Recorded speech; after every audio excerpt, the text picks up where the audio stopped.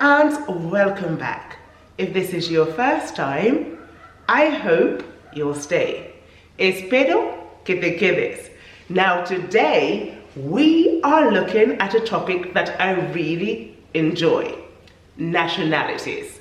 Now, you might have seen the typical 5 that you see at GCSE, which are English, Espanol, Alemán, and that. But there are a few interesting ones which I think perhaps if you're lower school, you wouldn't have seen yet. So get yourselves a notepad or a note device and jot any new ones down that you might see in this video. Now, I'm not just going to give you nationalities, no. I'm going to give you some expressions in Spanish that include nationalities. Now, I've taken a few off just because, considering the climate we're living in, we might offend someone, and I never want to do that. So even though you might find that some of these are still a little bit, but I didn't make the language. I'm just teaching. And so please do not get offended. I'm not saying that this nationality is this way. They're just expressions. Okay, let's not read too much into it. Okay, I don't want to be told off.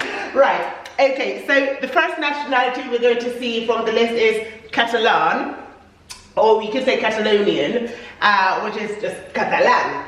Then we're going to see Swedish, which is Sueco. Then we're going to see Turkish, which is Turco. Then we're going to see Indian, which is Indio. Chinese, you might have seen this one, Chino. Then French, obviously our favorite because most of us study that at school, Francés.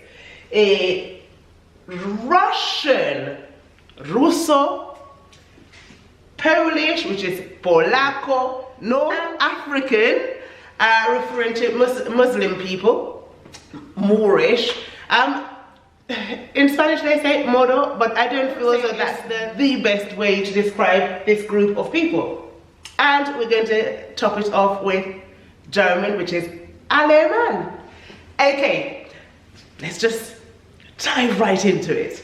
Okay, so the first one is ser catalán.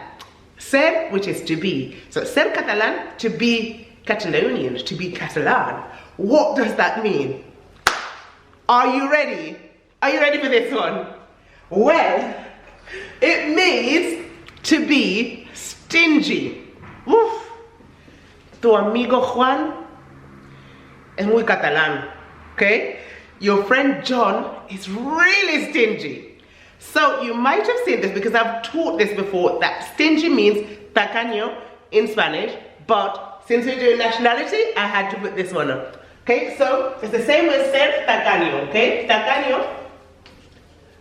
In English, we would say mean or stingy.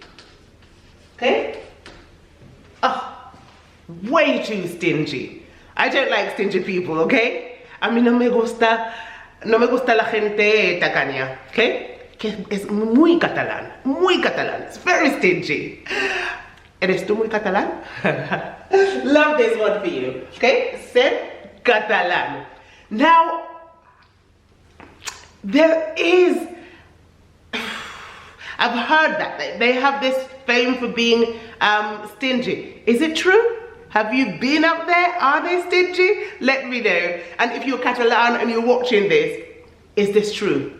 Or do you get annoyed when you hear this saying? Let me know, I'm interested, okay? And I am sure there are lots of very nice Catalan people who are not tight-fisted at all, okay? But yeah, that's it. Ser catalán is to be tight-fisted or stingy, okay? Right. Next one, Sueco, Swedish. Hacer el sueco is when you pretend you don't know what's going on. Okay, so you're not following what's going on. You act a bit you're just not with it. You don't understand. You don't know what's going on. Though it might be a lie. Okay, pretend you don't know what's going on. So it's when you pretend you don't know what's going on. What's going on? Okay, so a sentence. I mean, we've all done this. Okay. Really? Okay, so imagine they're throwing a surprise birthday party for you, but you found out ages ago. But just not to hurt anybody's feeling, you te haces el sueco just to make them feel good. You pretend you didn't know anything about it, okay? Just because, you know, it was a nice thing to do anyways, okay? Right, there you go. Hacer el sueco. So it's when you pretend you didn't know what was going on. Okay, next one. Ser el cabeza de turco. Word for word, to be the head of the Turkish. Okay?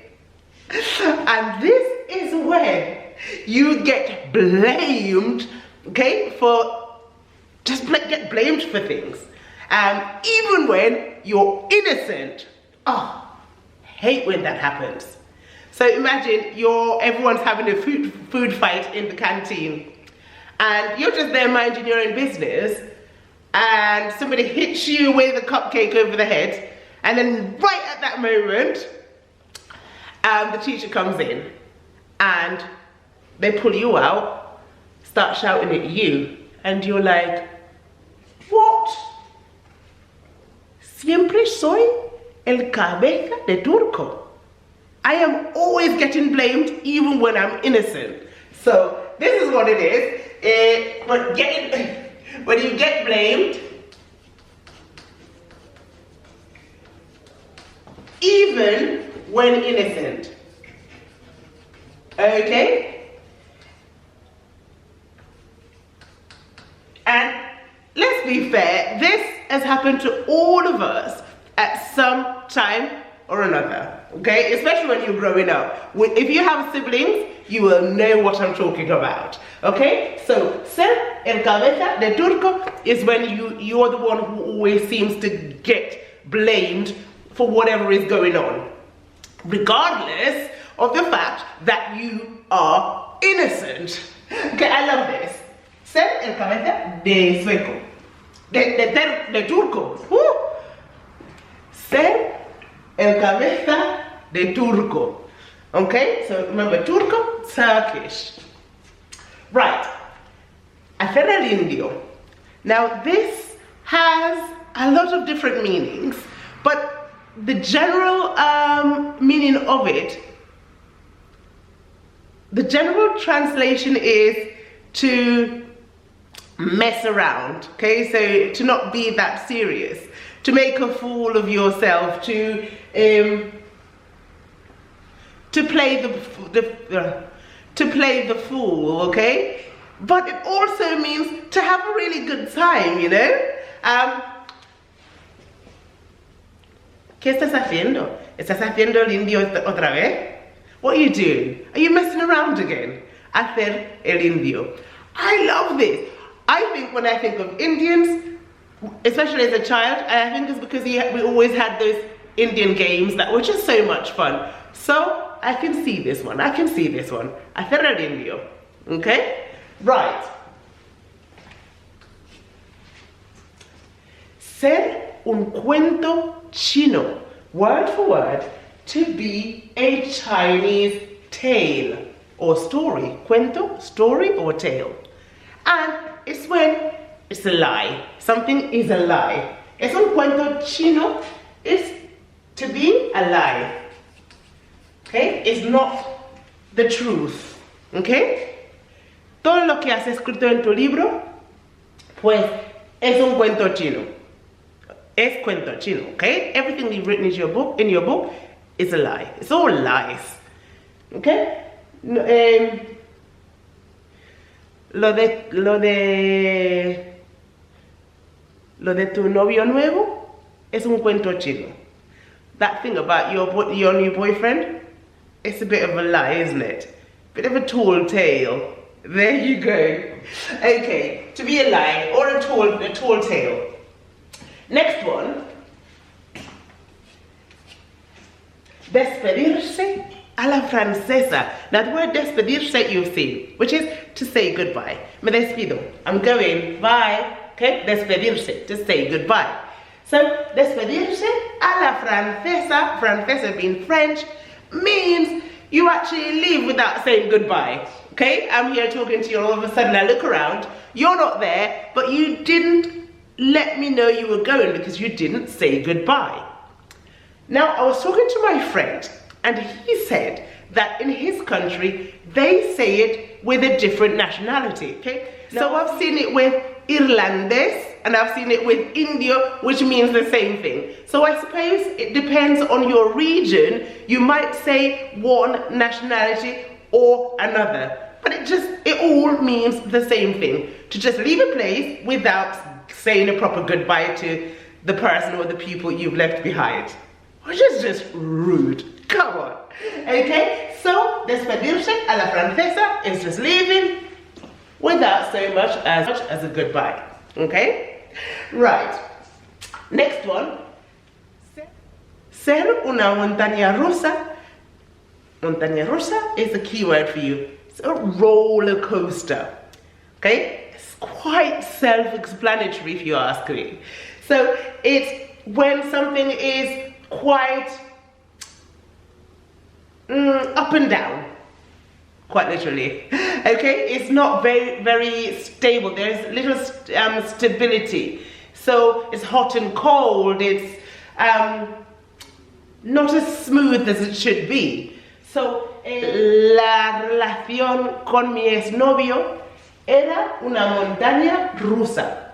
So the relationship with my ex-boyfriend was like a roller coaster. Sometimes it was hot, sometimes it was cold, it was up and down, it was a bit rocky, sometimes it was good, sometimes just a bit all over the place. Okay, so I like this. Ser una montaña rusa. Okay, love that for you.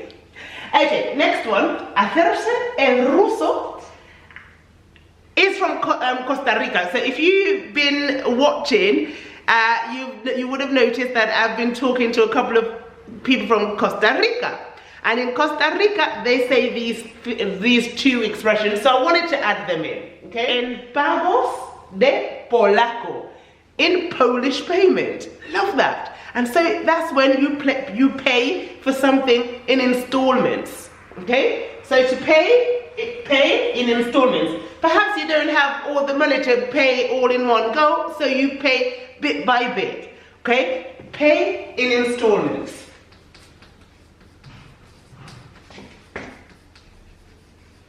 Okay, love that.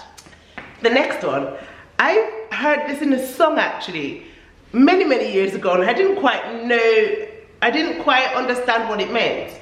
El oro y el moro, and this is talking about riches. When you have a lot of money, a lot of things, a lot of riches in general, and so the expression we would use in English is the moon and the stars. So, mi marido me prometió el oro y el moro. Y mira dónde estoy, aquí más pobre que antes. So my husband promised me the moon and the stars, but look where I am now, poorer than ever. Love that expression. Okay? El oro y el moro. Referring to riches. Okay. And the last one, which is a bonus one for you, is un chiste alemán. We all tend to have this idea of other nationalities, you know, what they're like because of the way we perceive them. And let's be fair, everyone, if you talk about a German person, you'll always hear the adjective serious. They're very serious. So this is quite understandable from that perspective, though I do know a few German people, and I wouldn't say that they're serious when you get to know them. Perhaps looking at them, you know, or the way they behave is probably quite more formal than a Spanish person, but yeah, I think we all have that perception, but it's not always true. Okay, un chiste alemán, so a German joke, and it's a joke that doesn't actually make you laugh. So So you can see the humor in the joke, but it doesn't really make you laugh. Yeah, but those kind of jokes, I like them. Jokes don't always have to make you laugh, right? Or do they? Okay, so a joke that doesn't make you laugh.